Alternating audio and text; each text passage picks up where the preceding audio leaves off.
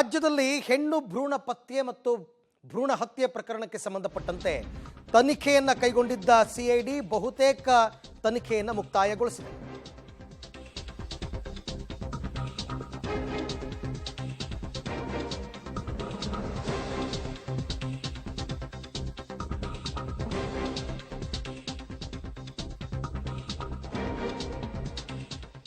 ರಾಜ್ಯದಲ್ಲಿ ಹೆಣ್ಣು ಭ್ರೂಣ ಪತ್ತೆ ಮತ್ತು ಭ್ರೂಣ ಹತ್ಯೆ ಪ್ರಕರಣಕ್ಕೆ ಸಂಬಂಧಪಟ್ಟಂತೆ ಬಹುತೇಕ ತನಿಖೆಯನ್ನು ಮುಕ್ತಾಯಗೊಳಿಸಿದೆ ಸಿಐಡಿ ಟೀಮ್. ಇನ್ನೊಂದು ವಾರದಲ್ಲಿ ಆರೋಗ್ಯ ಇಲಾಖೆಗೆ ವರದಿ ಸಲ್ಲಿಸುತ್ತಂತೆ.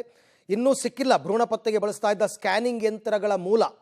ಭ್ರೂಣ ಪತ್ತೆಗೆ ಬಳಸ್ತಾ ಇದ್ದ ಯಂತ್ರ ತಂದಿದ್ದು ಎಲ್ಲಿಂದ ಅನ್ನೋದು ನಿಗೂಢವಾಗಿದೆ.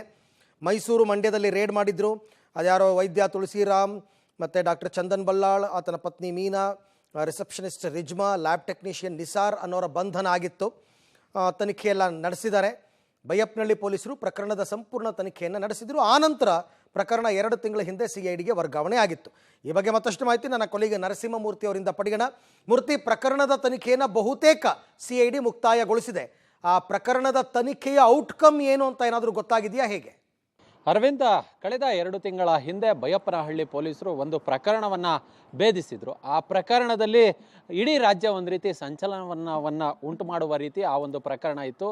ಹೆಣ್ಣು ಭ್ರೂಣಗಳನ್ನು ಪತ್ತೆ ಮಾಡ್ತಕ್ಕಂಥ ಪ್ರಕರಣ. ಅದರ ಜೊತೆಗೆ ಹೆಣ್ಣು ಭ್ರೂಣ ಅಂತೇಳಿ ಗೊತ್ತಾದ ತಕ್ಷಣ ಅದನ್ನು ಹತ್ಯೆ ಮಾಡ್ತಕ್ಕಂಥ ಒಂದು ದೊಡ್ಡ ಜಾಲವನ್ನು ಅರೆಸ್ಟ್ ಮಾಡಿದರು. ಅವತ್ತು ಪ್ರತಿಷ್ಠಿತ ಚೆನ್ನೈನ ಆಸ್ಪತ್ರೆಯ ಸ್ವಾಮಿನಾಥನ್ ಅನ್ನೋ ವೈದ್ಯ, ಮೈಸೂರಿನ ಚಂದನ್ ಬಲ್ಲಾಳ್ ಅನ್ನೋ ವೈದ್ಯ, ಆತನ ಪತ್ನಿ, ಹಾಗೆ ಅದೇ ಆಸ್ಪತ್ರೆಯ ಟೆಕ್ನಿಷಿಯನ್ಗಳು, ಲ್ಯಾಬ್ ಟೆಕ್ನಿಷಿಯನ್ಗಳು ಸೇರಿದಂತೆ ಸಾಕಷ್ಟು ಜನರನ್ನು ಅರೆಸ್ಟ್ ಮಾಡಿದರು. ಸಾವಿರಾರು ಹೆಣ್ಣು ಭ್ರೂಣಗಳನ್ನು ಪತ್ತೆ ಮಾಡುವ ಕೆಲಸವನ್ನು ಮಾಡಲಾಗಿತ್ತು.